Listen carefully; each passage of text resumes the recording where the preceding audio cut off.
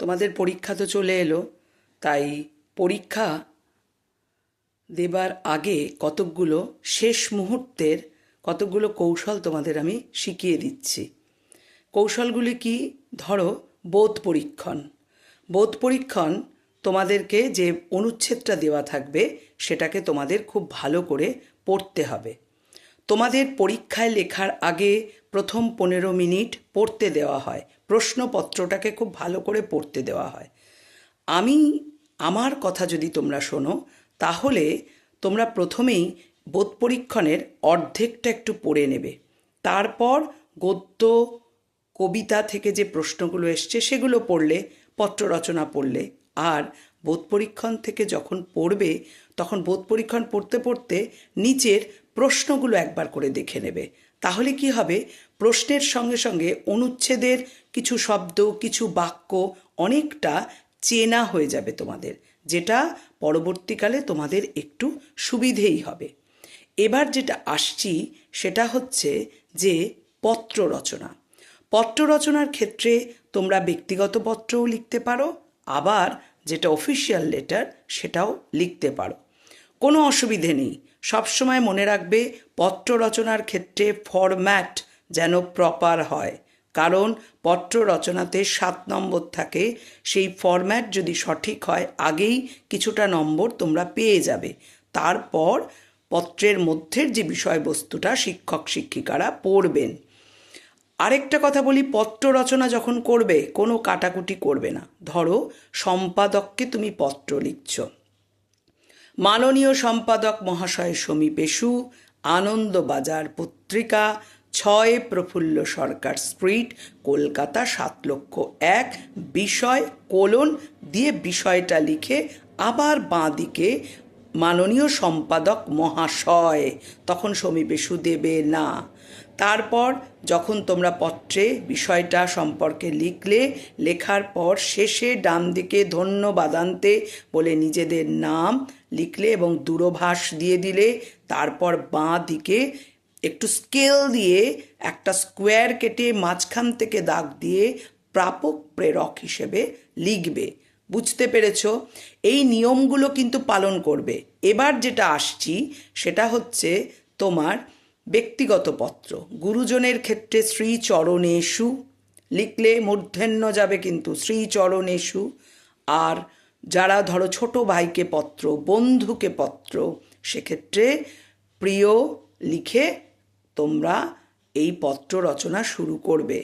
পত্র রচনা করতে গেলে আমি সবসময় বলবো একটু মাপ করে নিয়ে একটা পাতার মধ্যে সেটা শেষ করার চেষ্টা করবে, তাহলে যারা খাতা দেখবেন তাদের পক্ষে একটু সুবিধা হয়, আর কাটাকুটি করবে না। এবার যেটা আসছি যে কিছু ব্যাকরণের সম্পর্কে বলে দিচ্ছি। ধরো এরকম প্রশ্ন আসলো যে অলংকারের শব্দকে কি বলে, বলে নিচে কিছু অপশান দেওয়া থাকলো, নিক্কণ, কঙ্কণ, সিঞ্জন, কিঙ্কিণী। উত্তরটি হবে সিঞ্জন। অলংকার মানে এই যে গয়নাগাটি, ধরো চুড়ি পরলে একটা আওয়াজ হলো, পায়ের নুপুরের একটা শব্দ হলো, এরকম। এবং কিছু কিছু এই যে অপশানগুলো আছে, অপশানগুলোর মানেগুলোও বলে দিচ্ছি। নিক্কণ মানে নুপুরের ধ্বনি, কঙ্কণ মানে হচ্ছে বালা, সিঞ্জন মানে অলংকারের ধ্বনি, গয়নাগাটির ধ্বনি বলতে শব্দ, আর কিঙ্কিণী মানে ঘুঙুরের শব্দ। যারা কত্থক নৃত্য পরিবেশন করেন তারা পায়ে ঘুঙুর পরেন, ওই যে ঘণ্টাটা থাকে না, সেটার যে শব্দ সেটা হলো কিঙ্কিণী। এবার দেখো এরকম থাকতে পারে, দেখতে নিরীহ হলেও লোকটি আসলে বলে ড্যাশ, জড়ভরত, কূপমণ্ডুক, ভিজে বেড়াল, ফুলবাবু। এইরকম তোমাদের অপশান দেওয়া থাকলো।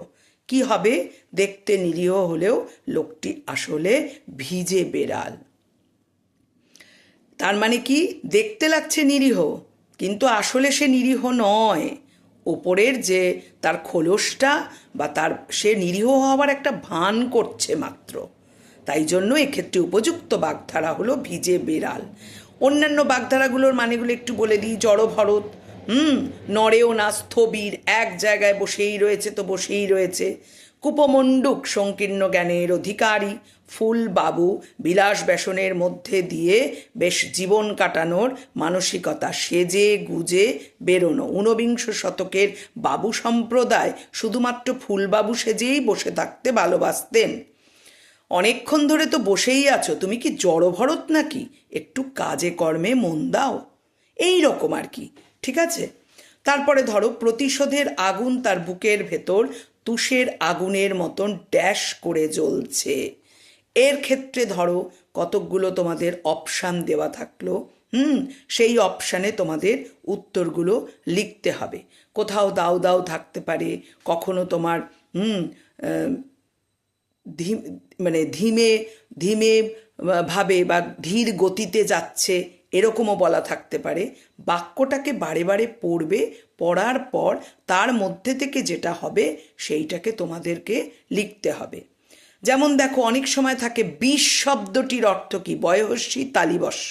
বিষ শব্দটির অর্থ কী? একটা দেওয়া আছে গরল, একটা হচ্ছে কয়হস্যু ডয়শূন্য রয়হস্যি, আরেকটা হচ্ছে দাঁত, আরেকটা হচ্ছে নোখ। এক্ষেত্রে বয়হস্যি তালিবস্য 20 মানে 20, সংখ্যা 2020। বাকি বাণীগুলো বলে দিচ্ছি। গরল মানে সেক্ষেত্রে 20টা হবে বয়হস্যি পেটকাটা মূর্ধন্যস্ব। যদি এরকম থাকতো বয়হস্যি মূর্ধন্যস্ব, এই শব্দটির অর্থ কী, তখন সেক্ষেত্রে আমাদেরকে গরল লিখতে হতো। কিন্তু এখানে বয়হস্যি তালিবস্য আছে, এই শব্দটির অর্থ হবে কয়হস্যু ডয়শূন্য রয়হস্যি 20। এইভাবে তোমাদের আমি বলে দিলাম। হ্যাঁ, এইভাবে তোমরা করবে। করার পর দেখবে তোমাদের অনেকটাই সুবিধা হবে। বোধ পরীক্ষণ, পত্র রচনা এবং গ্রামার। আরেকটা কথা বলি, উত্তর লেখার সময় বিভাগকে কিন্তু খুব ভালো করে মেনটেন করবে। ধরো একটা বিভাগের উত্তর লিখতে লিখতে হঠাৎ করে মনে পড়লো অন্য একটা বিভাগের উত্তর ওখানে লিখে ফেলবো, এরকম করবে না। এটা করলে পরীক্ষকদের কাছে খাতাটা গেলে তারা বিভ্রান্তির মধ্যে পড়েন, তখন তোমার খাতার ওপর তাদের মেজাজটা একটু বিগড়ে যাবে। তো পরীক্ষকদের মেজাজ বিগড়ে তো লাভ নেই, তোমাকে এমনভাবে লিখতে হবে যাতে সঠিকভাবে তারা খাতাটা দেখতে পারেন। কারণ তোমার একটা খাতাই তো তিনি দেখবেন না, তাকে অনেক খাতা দেখতে হবে। সেই জন্য খাতাটা অনেক বেশি পরিষ্কার পরিচ্ছন্ন, মার্জিন টানা, নম্বর দেওয়া ঠিক করে প্রশ্নের, এগুলো তোমরা সঠিকভাবে মেনে চলবে। ঠিক আছে?